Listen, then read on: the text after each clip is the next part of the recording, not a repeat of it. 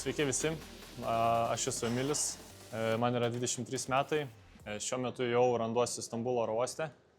Turiu nusipirkęs bilietus į Vietnamą į vieną pusę, bet galinio bilieto. Tai nežinau, neturiu planų, ką aš ten veiksiu, bet tikslas vienas, tai yra apkeliauti Pietryčių Aziją. Tai Vietnamas, Laosas, Kambodža, Tailandas, Indonezija, Filipinai ir taip toliau. Žodžiu, daugmaž visas šalis. Neturiu daugmaž susidaręs tokio bendro plano, turiu susidėjęs tik tai taškus, ką noriu pamatyti, kur noriu nuvykti. O daugiau visą kitą, manau, ekspromtu susidėliosiu. Tai jeigu tau įdomu, kaip man seksis, ką ten veiksiu, pasek mano YouTube kanalą, gali nueiti ir Instagramą.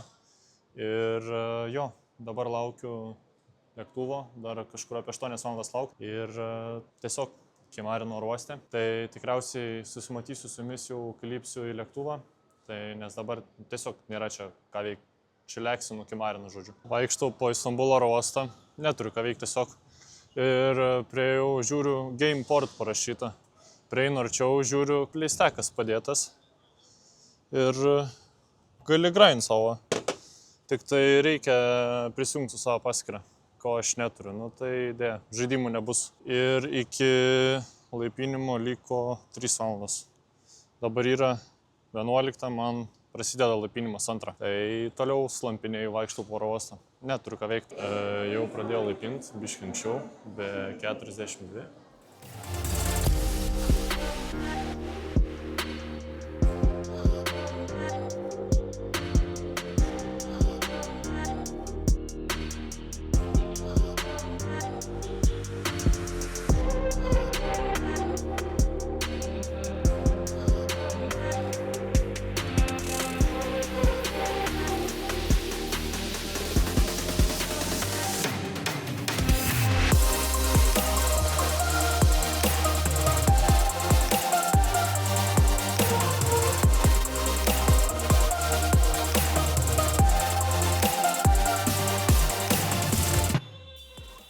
Hello?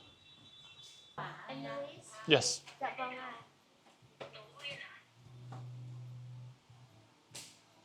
Dạ vâng ạ. Gavau upgrade'ą, kadangi buvo labai didelė lietus. Tai sako, jūsų kambarys biškį ten šlapia, prilyta, tai aš jūs paupgrade'inu. Nežinau, žiūrėsim, ką gausiu.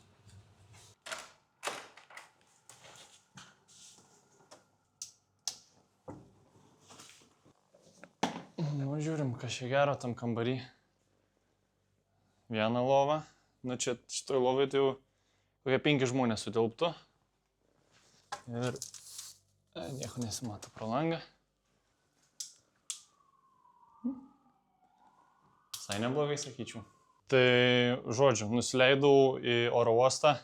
Išėjau pro patikras viską labai greitai. Tada bandžiau per programėlę Grab išsikviesti taksą, bet kadangi paskui taksi vairuotojas sakė, kad 72 valandas iš eilės lijo lietus. Tai ten, žodžiu, daug kur paskendė, gatvės yra ir labai perkrauta programėlė, tai neradau. Tai paskui galiausiai priėjau prie kažkokių kitų irgi keliautojų.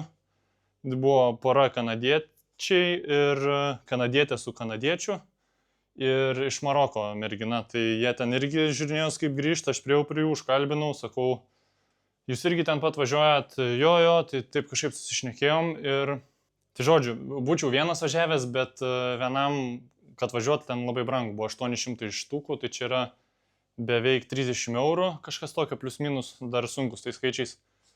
Tai užsiprašė, žodžiu, per daug, aš tada susiradau juos, susibendravom ir 4 sėdom važiuoti ir susitarėm, kad rytoj eisim į miestą ar kokio alaus atsigert kartu. Nealkoholinio. Kadangi dar tik tai 7:30, tai einu po dušu ir einu į miestą kažką pasivalgyti. Sakiau, pasidarysiu masažą po kelionės ir kažką skanaus pavalgysiu.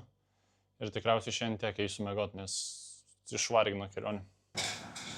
Nu, išėjau į miestą. Nežinau, kažkur einu paieškoti, kur pavalgyti skaniai.